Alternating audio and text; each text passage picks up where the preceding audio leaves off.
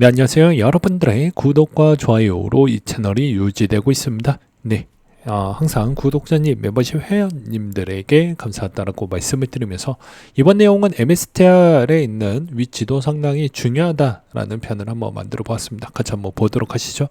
MSTR의 가치가 상당히 좋냐 나쁘냐의 가장 척도는 NAV 순자산가치를 뜻하게 되는데요. 이게 상당히 중요하고 그 다음으로 중요한 건 여러분들이 이제 부채 대비 순자산가치 요게 좀 중요하다라고 볼 수 있는데 상당히 양호한 편입니다. 그래서 이것도 엄밀히 따지면 봐야 되지만 안정권에 있다 보니까 굳이 볼 필요성은 없고요. 대부분 이제 레버리지 ETF나 그 다음에 여기서 비트코인에 기반해서 옵션 상품에 이제 투자하셨던 분들은 요게 제일 중요하다라고 보시면 됩니다. 평균 내재 변동성 IV가 못해도 70% 이상 나와야지만 이제 옵션 부분에 따른 수익성을 좀 내가 가져가기에 상당히 좋고요.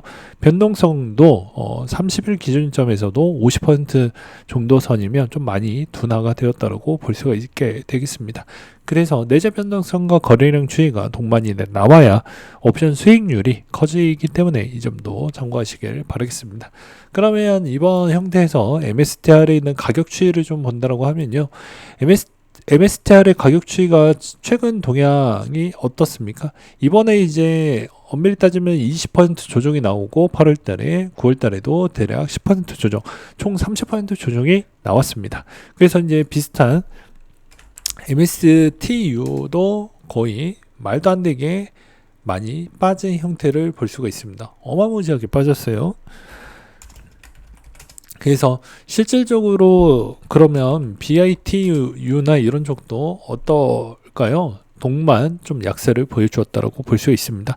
왜 그러냐면 여러분들도 아시다시피 MSTR이 가지고 있는 DAT 기업 중에 넘버원 기업이라고 볼 수가 있을 것 같고요. 그 다음에 여전히 MSTR에 말고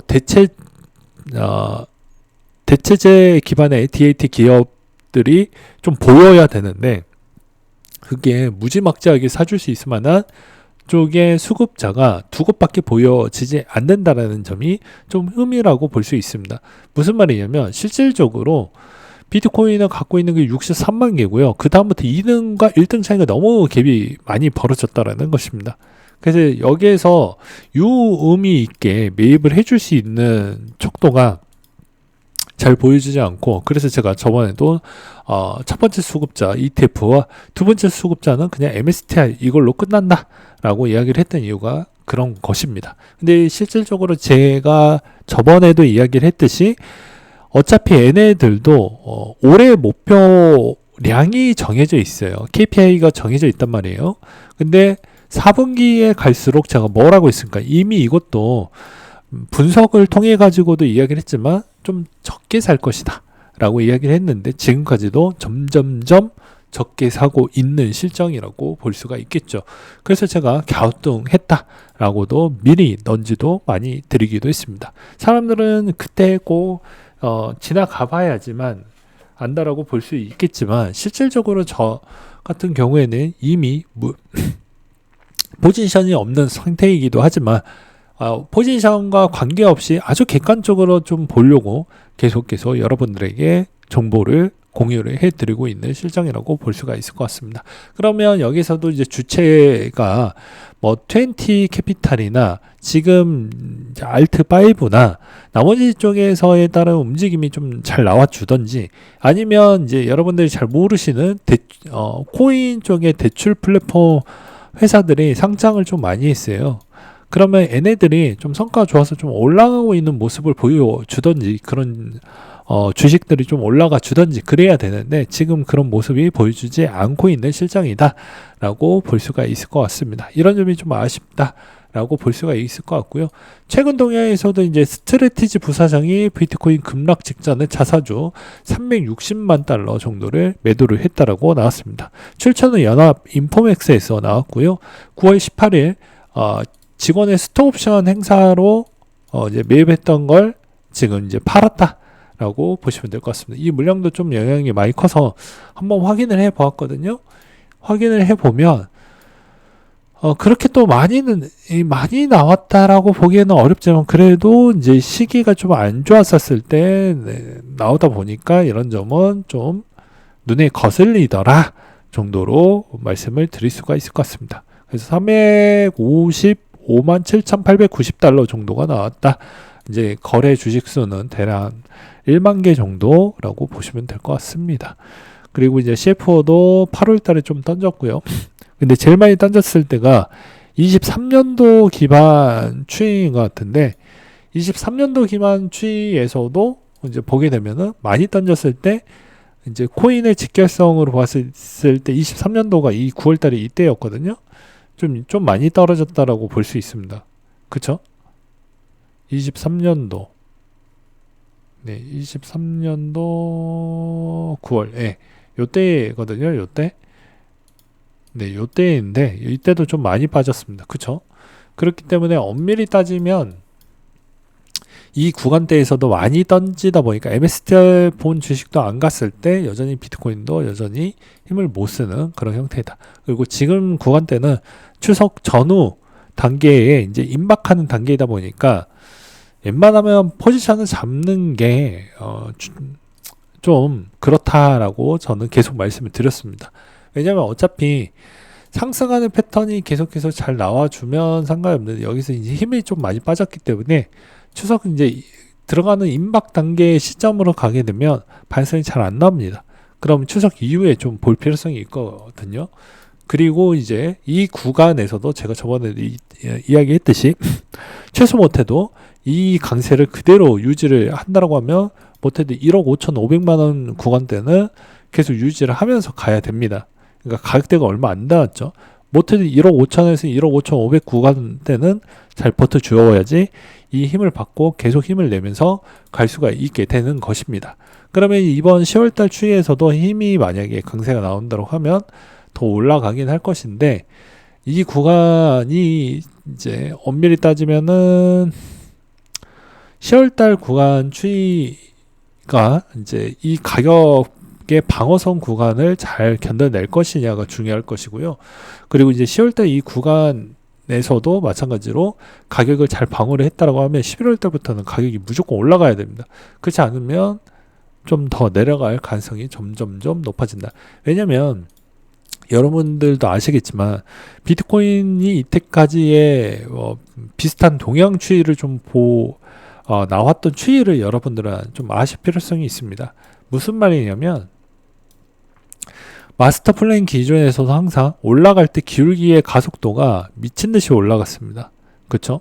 그러니까 마찬가지로 이번 형태의 23년도에서 24년도 ETF 구간대가 들어가면서 기울기가 생각보다 좀 많이 느슨해졌어요.